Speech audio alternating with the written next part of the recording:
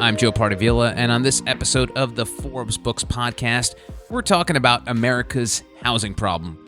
Whether it's housing scarcity, rising rents, or booming interest rates, instead of living the American dream, we're all just trying to survive the American dream. But today, I'm joined by the founder of a startup that's trying to make a positive impact on current apartment renters and the next generation of homeowners. His name is Ankur Jain. He's built a company called Bilt, B-I-L-T, which helps renters build credit and earn points on rent payments. Ankur, welcome to the podcast. It's good to see you, Joe. So, Ankur, I have a question because a couple years ago, I had this wonderful idea. I'm like, I'm going to pay rent on my credit card because, then I'll get benefits, I'll get points, I'll get maybe cash back on depending on which card I use. So I go to the rental property, the leasing company, and I go, hey, I'm going to use a credit card. And like, oh yeah, you can use a credit card, but there's a $25 fee every time you use it. I'm like, ugh, all right, well, maybe I'm just going to go ahead and use my checking account to do that. Why was it until you guys came around, why was it so difficult for people to use credit cards when it came to paying their rent? It's always the simplest ideas that are the hardest to pull off. Okay. We had the same question, right? 4 years ago, we said paying your rent is your single biggest expense. How in the world is it that 80% of people still use a damn checkbook to pay this cost? I mean, it's the only reason that anyone under the age of 35 still has a checkbook at their home, right? And everything else out there, whether it's, buying groceries, picking up a drink at the bar, you can use a credit card, a debit card, you can earn points, get cash back, all of that. And rent, the challenge is that the way the payment systems were designed didn't work well for large expenses like rent because landlords weren't willing to pay the 3% fee on your behalf, right? And so when you go shop at a grocery store, that grocer is paying 3% to the credit card companies to accept your card. And so what we realized is that in order to pull something like that off, you had to get every player in the payment ecosystem on board for the first time to waive that fee with the idea that if we could just give people value on their single biggest expense, rent, you could acquire the most important demographic of consumers in the market, which are these renter, millennial, Gen Z consumers who want rewards and want points on their biggest expense, rent, right? And so it took us almost 4 years to pull that together. But today, with Bilt, you can finally earn points and miles just by paying rent every month. So let's talk about the company because from what I understand, you guys went from 0 to 60, and I mean literally 0 to 60. You went from 0 to like $1 billion valuation in like a year and a half. How did you pull that off? Well, look, like they say, right behind every overnight success is years and years of hard work, right? And so same thing here. I got to tell you, if we had 4 years ago, almost 5 years now, which is crazy, when we started working on this idea, if we had any clue just how hard it was going to be to pull this off, I'm not sure we would have done it. In order to get this thing off the ground, the reason you saw such explosive growth so quickly when we launched is it really took building out an entire ecosystem before the launch, right? And so if you think about how do you actually create a loyalty program and a credit card program that gives people something back on rent, to pull that off, you have to first get all of the real estate owners across the country to get on board with the new paradigm of how they handle loyalty, how they handle payments. This industry still accepts checks, right? It's mostly, there hasn't been much technological changes in decades. And so getting the large folks to come together and say, look, what if we created like a Star Alliance, if you're familiar with the airline space, where we bring all of you together under one umbrella loyalty program and card program. That took years, but we got, everyone from Blackstone related, Avalon Bay, Camden, Cushman Wakefield, GID, all the major rental property owners across the country to get on board. But then we had to get the banks and the payment networks on board, which took a long time. So we got Wells Fargo to come on board to issue a credit card, MasterCard to come on board and help us build this new technology to make rent payments possible at any apartment. And then you had to go build a rewards ecosystem, right? Because earning points and miles are only as good as the value of those points. And we said to ourselves, there's no point doing this unless we're the best points and rewards game in the business, right? And so 3.5 years of going out and doing partnerships with every single airline, hotel, fitness program, and even things like how can you use points and miles to help one day buy a house, right? And so it took us a long time to build that. And so when we launched, we came out the gates with the first rewards program that beat American Express and Chase as the most valuable points program in the market. We had millions of apartments rolling out the payments and loyalty system. And we had the largest consumer bank pushing out a new card that lets people get value back on their biggest expense. And so you put that all together and you launch it, and all of a sudden, assuming customers care about the solution, which we found hopefully they do, this thing exploded from zero to $1.5 billion business in less than a year.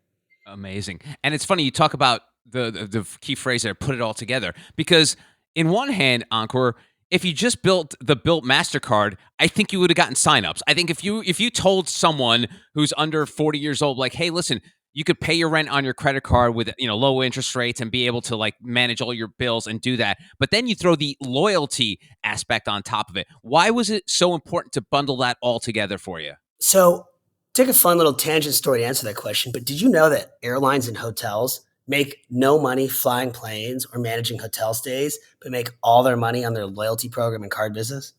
Interesting. So if Yeah. you take a look, like it's just mind boggling. When I learned this a couple years ago, that was a huge spark in figuring this idea out. So there's about $100 billion a year spent on travel here in the United States. Okay, on the airlines and hotels. United Airlines, as an example, or Delta Airlines, or even American Airlines, their loyalty program and credit card business are where almost all of the profits are made. And to give you some example, like United makes about $6 billion a year just from their credit card program. Delta makes almost $7 billion a year just from their partnership with American Express. And what they found, if you look at like these airlines and hotel businesses, that actual value is in driving that acquisition of points and miles. And so if you've ever been on an airplane and they're all trying to get you to sign up for the credit card, Mhm. it's because they can actually create the most value for the customer and the business through that. I mean, people drive just when they sign up for like an American Airlines credit card. There's over $100 billion a year spent on that credit card on groceries, retail, dining, and of course on American just to earn those miles, right? It's unbelievable. Wow. And so now you take a market like housing where there's $600 billion a year spent on just housing. So 6 times the entire airline hotel space. You say, wait a second, there's no loyalty program here that lets you earn points when you sign a lease or renew a lease or do anything that helps your property. There's no card program that helps you earn points and miles on that expense. I mean, the scale just gets really big, right? If you take Delta's program, American's program, United's program, and you multiply it by 6, that's just the rent category alone. It's safe to assume, because I always like to say the best ideas are the most obvious one. I mean, built is an obvious idea, but no one ever did it because you're saying of all this legwork, the 5 years that it took you. That's why no one else really tried. Even maybe someone tried, but they're like, listen, this is way too much work. Is it just that? It was just because it was just too big of like the old saying of how do you bite an elephant one bite at a time? Is that sort of like how you handle it? It was like you were in the long game, whereas these other folks who tried to maybe pull this off just were like, it's just not worth the effort.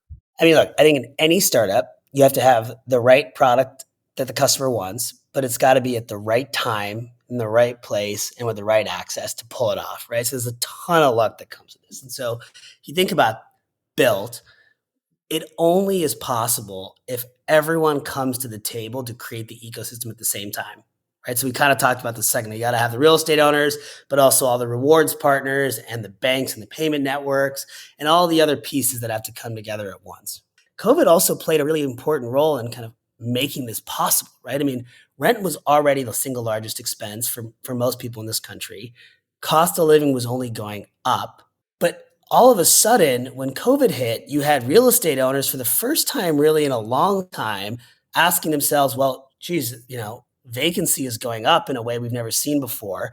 How can we create new programs that actually help our residents and get us to sign more leases? I mean, you remember people were giving out 2-month, Yeah. 3-month concessions during that time, right? And all of a sudden, airlines and hotels who thought they could get away with anything were now saying, wait a second, people aren't flying anymore and business travel is about to change forever. How do we get the next generation back in the air, back on the travel circuit, right? Is there something innovative or different we can do? And banks, I mean, you had kind of these incumbent programs like Chase Sapphire and American Express and these programs that have been around for a decade. But all of a sudden, you had banks like Wells Fargo bringing in all these top leaders. Like the new CEO was the CEO of Visa, and their key executive team used to be the executive team at Chase Bank. And so all of a sudden, they were saying, well, how do we partner with something different and innovative to try to capture market share? Because coming out of COVID, there's a moment for us to strike, right? And so, timing is everything, right? And it was the right ecosystem at the right time for a problem that was becoming more and more exacerbated every day. Do you think if you had tried to, because I think this is your third go around founding a company. Do you think if this had been your first and say 10 years ago, would you have been able to pull this off? Or do you think that the COVID acceleration had a big part to do with it? You know what? Like, you got to get out of 100 things, you got to get 90 right. If this was my first company, we would have been lucky to get 40 right.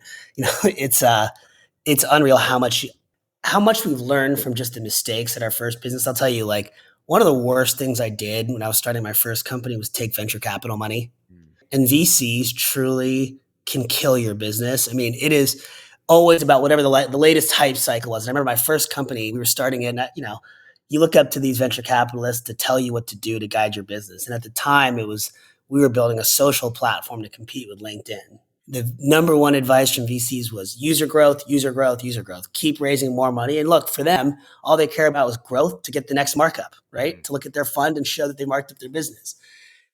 I remember sitting in the board meetings asking, well, like, so when do we focus on like how to make revenue, or when do we start charging users? And no concept other than go viral and drive user growth.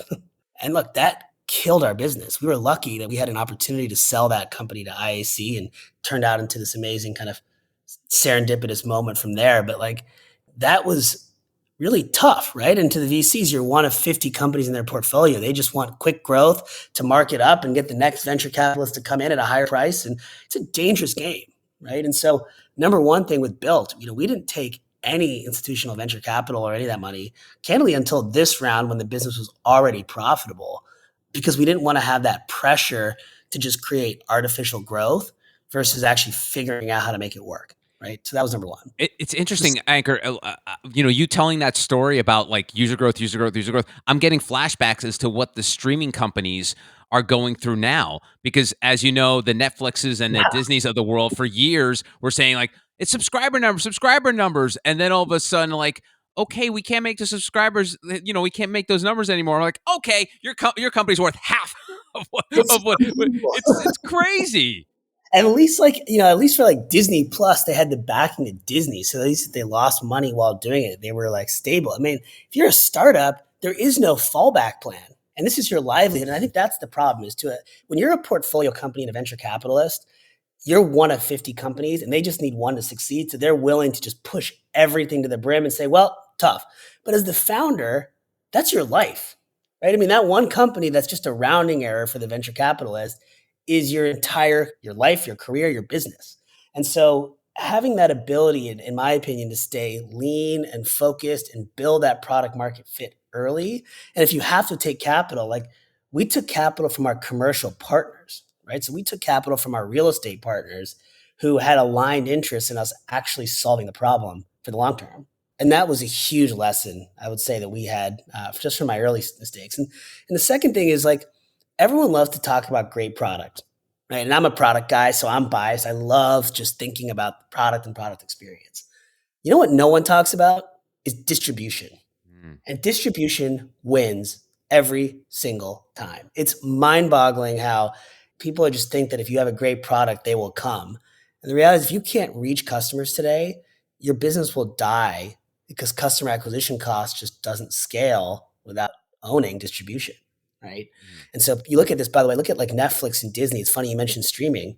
One of the first deals Disney did was they partnered with Verizon to offer Disney Plus to every Verizon subscriber. Do you remember that? Oh, yeah. I mean, that was I think Verizon, I don't know the exact number, there's like 150 million subscribers. I mean, that was a fast track to getting Disney Plus in the hands of every consumer, even though Disney is Disney. Right. I mean, it's unbelievable. And they beat Netflix at total number of subscribers just recently. I mean, it's unbelievable the speed of that growth. And so for Built, a large part of that first foundational few years of building was all about getting the distribution through this massive channel of apartment buildings. And so over 2.5 million apartment buildings today distribute Built as their loyalty and payment center. And what's stopping the rest of the apartment industry? I mean, 2.5, that's a nice number, but as you Oh, know, it could be a lot more than yeah. that. What's stopping what is sort of like, with the Netflix model, it's like there's only X number of people in the United States with connected homes. So you're gonna eventually hit a ceiling. But Right. with apartments, there's a lot of apartments out here. So how do you Right. get everyone else to buy in? Well, so as we think about the product, that was another lesson we learned, right? So we had a company called Rhino, and at Rhino, we that was my first foray into housing, right? So to give you some quick backstory, and this will all come together, I promise, Joe. But after I sold my first company to IC, I ended up in this position as chief product officer at Tinder.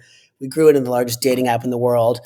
It was the craziest experience of my life, but I can tell you, there's only so much fulfillment you get from helping people swipe right and left all day. Right.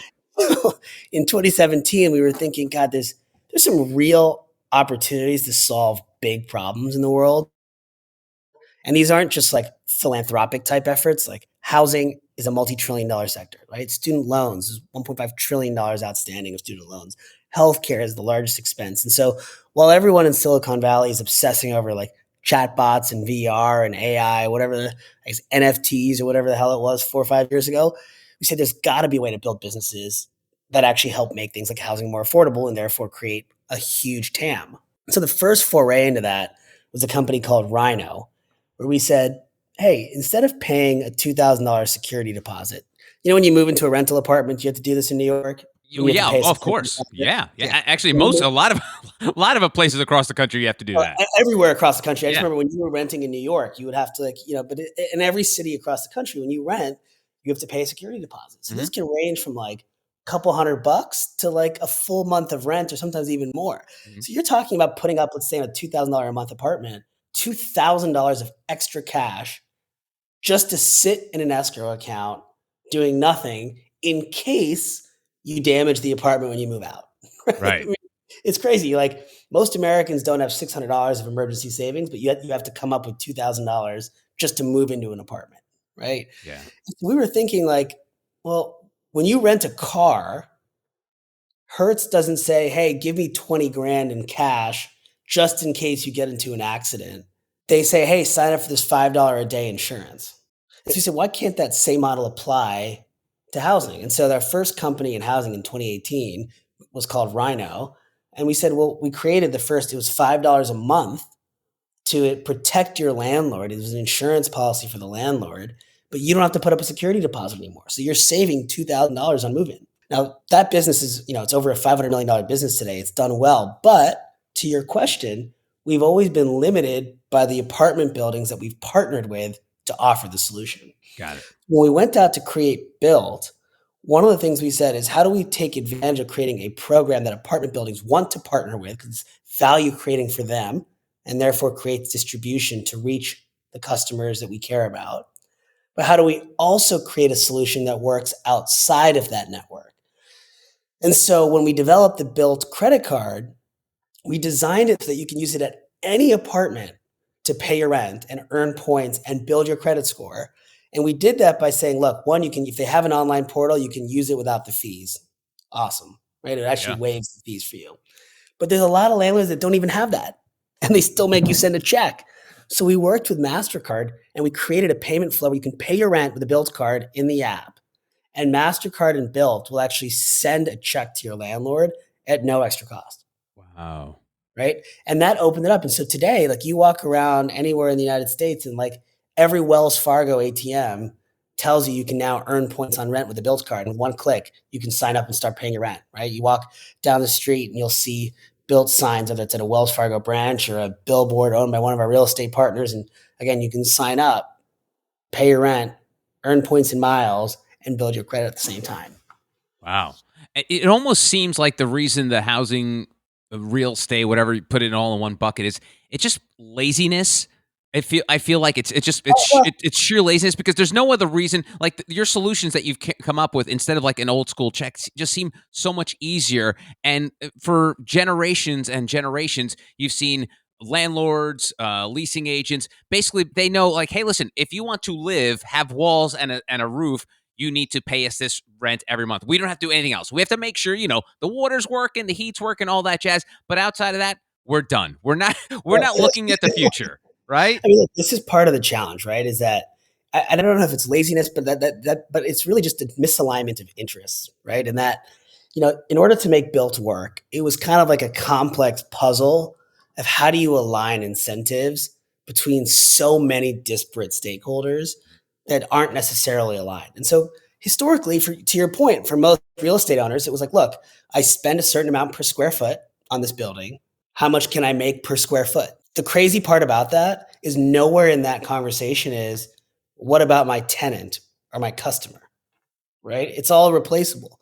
It's just tenant A, tenant B, tenant C. How much are they paying me per square foot? And so we had to kind of fit inside the boxes of all the different systems and yet create an alignment of incentives. So a property can say, look, if that's all you care about, that's okay.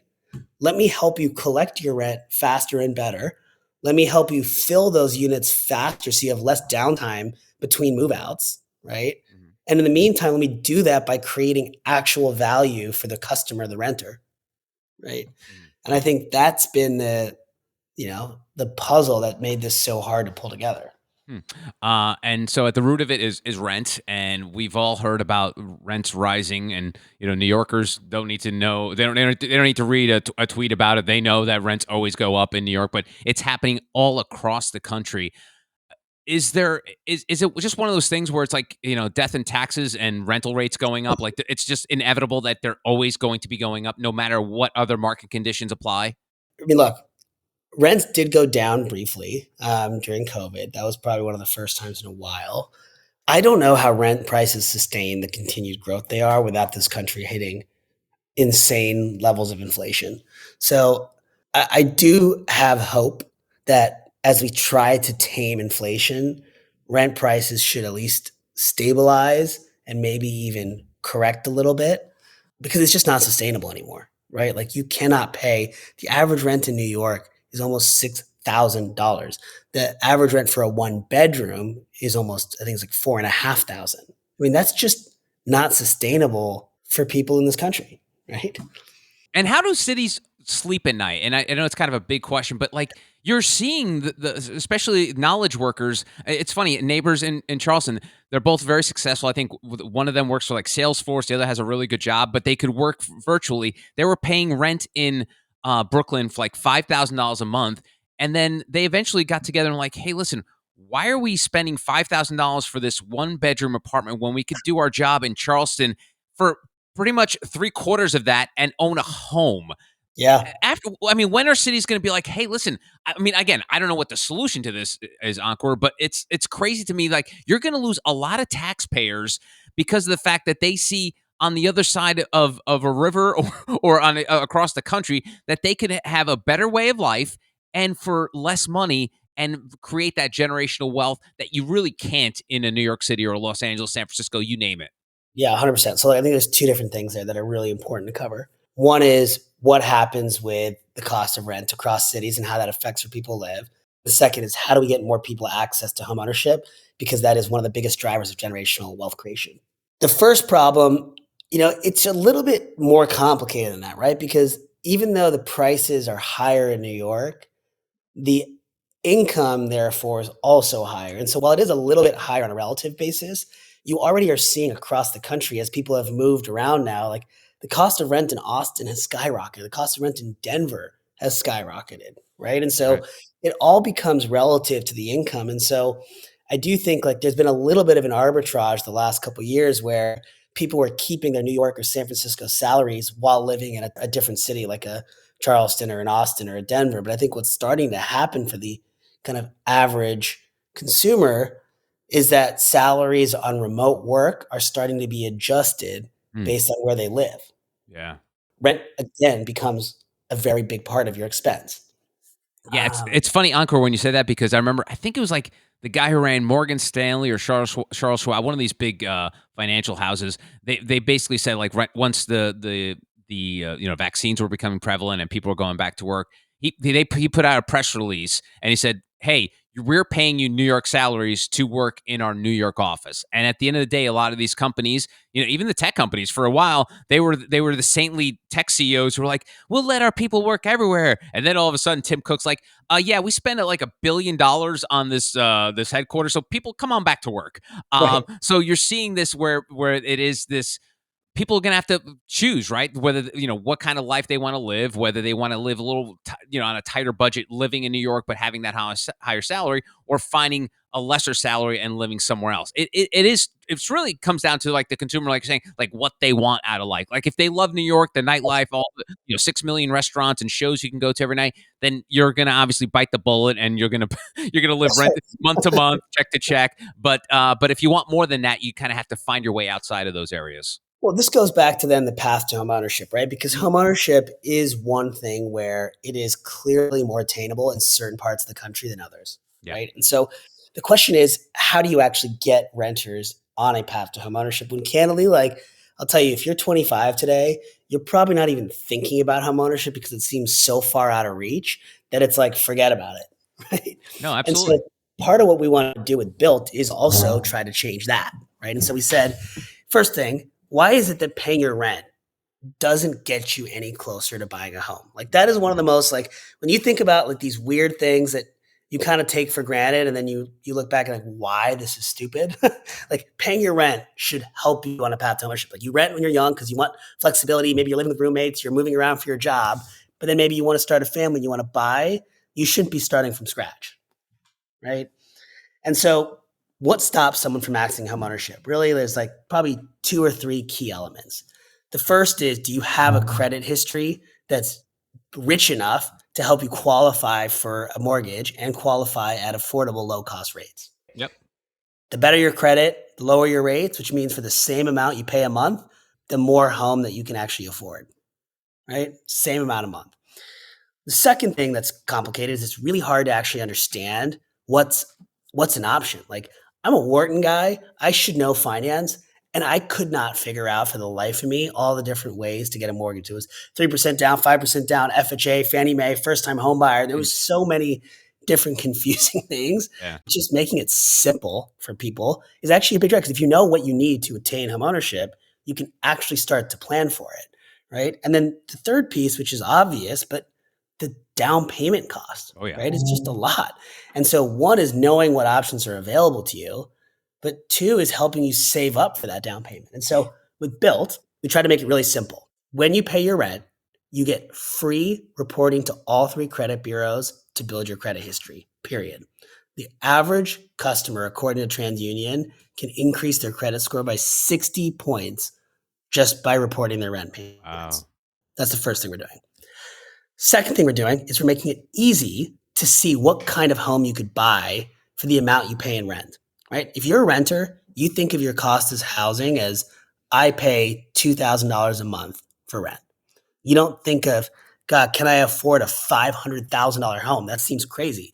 So what we show you is for the amount you pay in rent, what home could you afford in different cities across the country? So we can show you in real time based on actual taxes, actual interest rates, your actual credit score and credit history.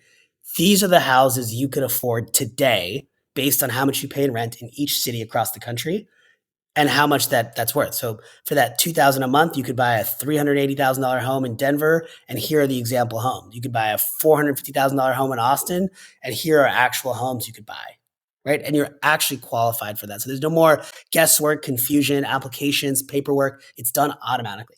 And then the third thing we did is we went out and got regulatory approval from the US government. So we worked with all the regulatory agencies from Fannie Mae, FHFA, which oversees Fannie Mae and Freddie Mac, and then FHA to actually get permission to use Built points to help you cover the down payment.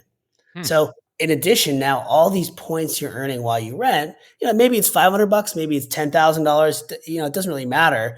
It helps reduce that down payment. So we'll show you, again, one, we're going to build your credit. Two, we're going to show you what kind of home you can afford and what the cheapest mortgage option is for you, right? So by the way, did you know you're qualified for a 3% down first home buyer mortgage with Fannie Mae? So your total down payment's only $20,000, right? Yep. And then here's how you can use your points towards this home today. It's funny, Ankur, you took the words right out of my mouth because I didn't even think about home ownership until I got into my 40s. And then I realized that really the key to home ownership is that down payment. Because if you think about it, most mortgages are, especially compared to some of these cities we've been talking about, it's pretty comparable. Like you're paying as opposed, instead of you paying towards your future, you're just paying into a landlord.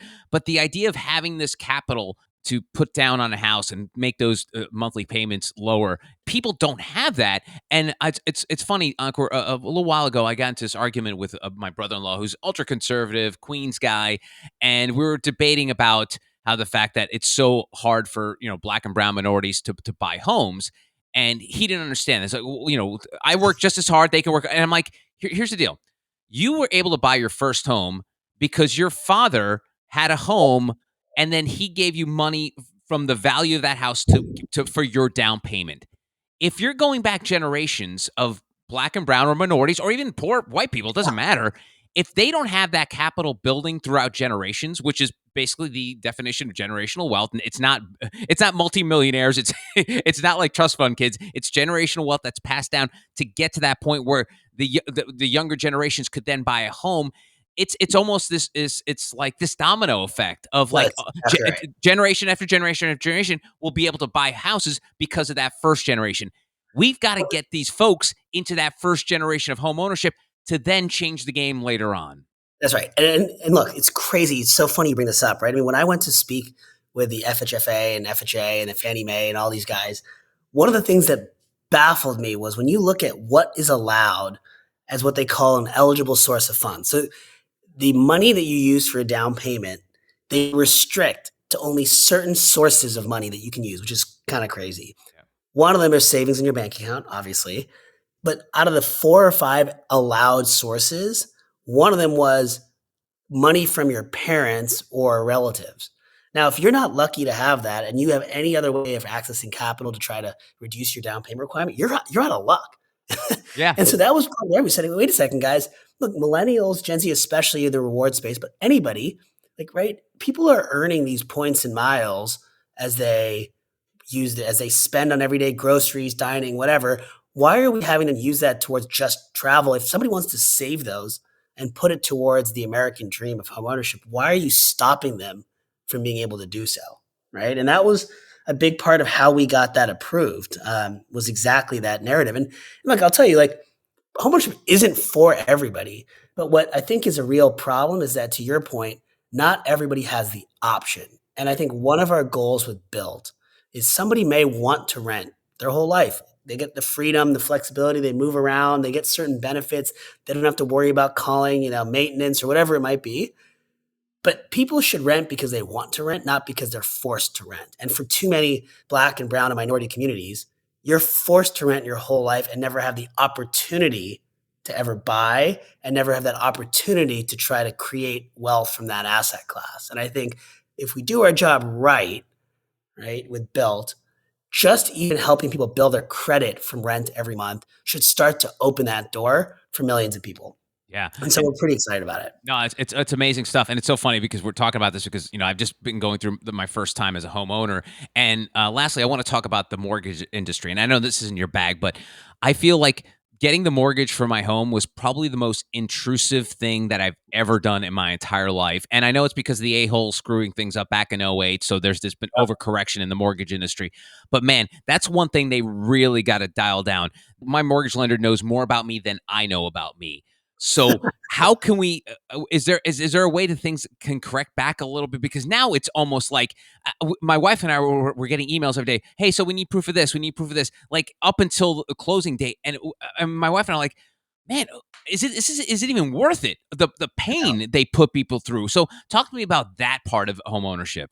Yeah, look. So I think going back to like this alignment incentives, right? I mean, personally, I think it's okay for lenders to want to make sure that you are in a good place to be able to afford to buy a home, because the last thing you want is to buy a home and then be stuck not having the ability to even pay for, like, when the heater breaks, and that shouldn't put you into bankruptcy, and then all of a sudden you get kicked out of your own home, right? So there is an element of good intentions with some of the stuff that they've done. The problem is it's so damn painful to do it, right? And so, look, it's not revolutionary technology. This is pretty straightforward stuff. All of these things they're asking you for live digitally somewhere, right? They live in your bank account, they live in your online brokerage account, wherever it might be. And so part of what we want to do with Build is once you see a home you want to buy, I want to make it as simple or as close to as simple as booking a flight in like your Built or American Express travel portal. You say, this is the home I want. I'm qualified. My cost of switching from renter to homeowner is this down payment. And then my same monthly payment every month goes towards equity instead of towards rent, right? Just that simple. Yeah. And I think we're getting close. Like I really do think that most of this document collection we can automate and digitize. And so it starts to become almost as simple as saying, great, this is the home I want. Am I qualified? Yes or no? If I am, great. Here's my switching cost, AKA down payment. And now I'll start to send my rent check / mortgage payment to you every month. I was starting to get like a conscious. I was like, man, do they think I'm like a drug dealer, like wiring funds? Like they wanted like a paper trail of all the money. And I'm like, I mean, really? That stuff's just like, it's again, goes back to just like a few bad actors poison the well for everybody. But this goes back to what I was saying. Like there's this weird set of funds you're allowed to use. Again, good intentions, messy execution. The biggest issue is for you can figure it out, right? Yeah. So someone who has not had that experience or has someone they can turn to, it can be so overwhelming that it turns them away from the market altogether. And I think, again, going back to how do you create generational like opportunity, you got to make that simple, transparent, and accessible for everybody. Ankur, it's been a great chat. Where, if people want to find out more about Built, where can they go? Find out more about you. Where's the best way to look? I mean, Built, you can Google Built Rewards, BILT. Myself, I'm pretty active on Instagram at Ankur Jain, but also just, always drop me an email at ankur@builtcard.com. And I'm always looking to hear from customers and ways we can improve stuff. So it sounds good. Thanks again for having me, Joe. Yeah, it's been a pleasure, and thank you for taking me down this road, because it's so funny, like talking to you about this. Being a first-time homeowner, I feel like me and my wife we're relatively intelligent people and have been through the ringer, so to speak, over the course of our life, and just I couldn't imagine like what we went through, what someone who's 25 or 30 years old would be going through to buy a house. It's like, and it's not like we, our credits were amazing. So, I'm actually really proud of my credit score. I always tell people what it is, but it's like, I can't even imagine someone who maybe had a couple hiccups early in their life that's affecting them later on. Maybe it's student loans or whatever it is. But man, we got to try to help people out here. And it looks like you guys are doing that. I couldn't agree more with the importance of this. So we'll do what we can with Built, and hopefully it'll also inspire a bunch of other entrepreneurs to come and tackle the space, because, there's clearly an opportunity here. So we shall see. But thank you so much again for having me, Joe. You're so welcome. And that's it for this episode of the Forbes Books Podcast. If you enjoy the show, make sure you take a second to subscribe so you automatically get my new shows when they drop. Also, if you have a minute, I would love if you left us a review so more amazing entrepreneurs like yourself can discover the show. And please don't forget the golden rule and treat others as you want to be treated. Thanks for listening. Until next time, adios.